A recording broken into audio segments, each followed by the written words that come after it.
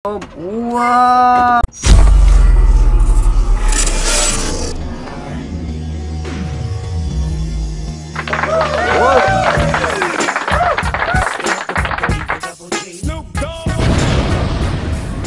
Gusto mo bang maging technician?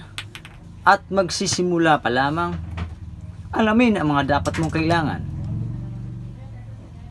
Ano ba ang una nating kailangan? Siyempre, kung gusto mo maging technician sa isang cellphone, kailangan mo ng tools. So, ang pinakaunang tools para mabuksan mo yung isang cellphone ay meron tayo ditong Mechanic Mortar Mini.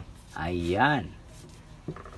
Sa mga gustong mag-practice dyan, o mga mag-start pa lang, o yung mga nagkukunwaring technician, o gusto talagang kalikutin yung mga cellphone, mga nagsimula pa lang na gusto talaga mag-discover kahit hindi naman talaga nila gusto nila mapagtripan, ito yung mga kailangan nyo para mabuksan yung isang cellphone. So ngayon mag-unboxing tayo.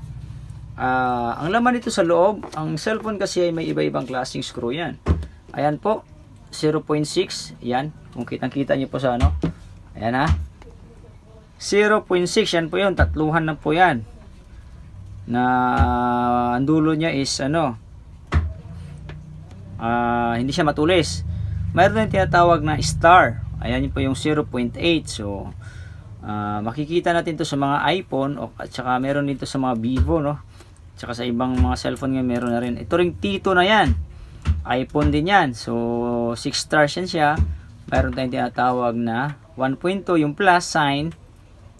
Tapos 1.5 na plus sign at saka itong 2.5 na medyo malapad yung pinakadulo niya. So sa anim na to, sisiguraduhin ko sa inyo makabukas na kayo na isang cellphone. So ang price nito, binili ko to siya dahil supplier ko, direct ako, is 1,000 pesos. So di ko lang alam kung magkano to sa online or sa ibang store na siyempre kailangan na rin pumatong. Siyempre 1,500, 2,000, mayroong 2,500 nga nito eh. So dahil direct supplier, naka-wholesale tayo. Ayan, unboxing tayo dahil balot na balot pa ito ng plastic. Ayan, Shell Max. So, balatan natin. Balatan. Ayan. Tingnan natin kung ano yung meron sa loob.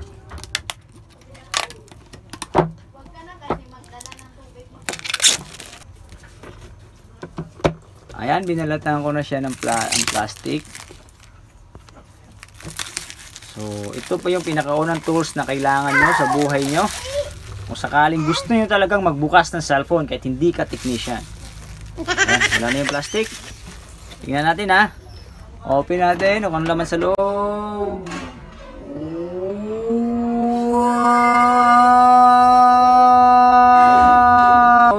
Wow!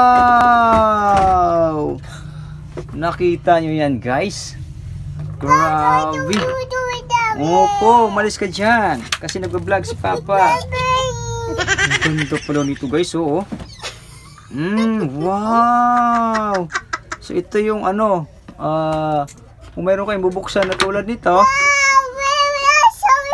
Yes, umalis ka dyan. Ayan guys, oh. Oh, ayan, oh, kitang-kita yung star na yan. Ayan, so yan yung siyang ang grabe, no? Yan yung 2.5. Maiksi lang pala siya, tingnan, no? Galing nito, oh. So, next tayo.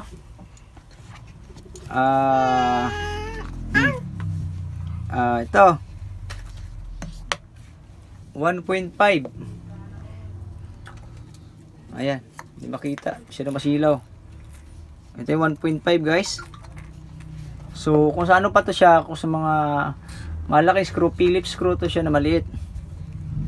Ayan, 1.5. Tapos tingnan natin yung isa. Parehas lang to sila ng 1.2. So yung 1.2 guys, maliit lang konti. Ayan guys, oh. Ayan. Ayan na. Yan. So 1.2, 1.5. Itong dalawa na to, magagamit nyo to sa mga Android phone. Pero ang tools na to ay pang iPhone talaga to siya. So ang iPhone kasi ngayon maraming iba't ibang klaseng screw eh. So ayan, itong dalawa na to is magagamit niyo ito sa cellphone, yung 1.5 at saka 1.2. Okay? So star po 'yan. Ano pala? Para siyang Phillips screw, cross pa 'yan, cross. Ayan. So nagkuha na natin yung dalawa. Ito guys. Ito yung ayan. Ayan, 6 star. 6 star naman eh. Ano yan siya? 6 na kanto. T2 ang tawag. Ayan, kung makikita nyo. Ayan mo. Ayan guys, oh. Ayan. So, meron siyang mas maliit, yung 5. Kunin natin yung 5. Mas ito. Okay, guys. Ayan. So, ito naman is 5 lang. 5 lang yung kanto niya. Ayan, tumikot. Ayan guys, oh. Oh, diba? May ikot pala. So, ayan guys, oh. Ayan. So, makikita yung difference nila. Makikita yung difference niya yung dalawa. Yun. Okay?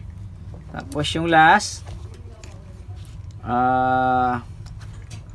Ito, ano to? Yung ano, tatluhan lang. Galing. Yan. Ito yung pang iPhone. Tatluhan. Meron dito sa loob ng iPhone, guys. Ayan. Ayan, yung tatluhan na yan. Makikita mo dito. Ayan. So, tanggalin natin sila lahat. Napakaganda nito. Ayan. Tanggalin natin.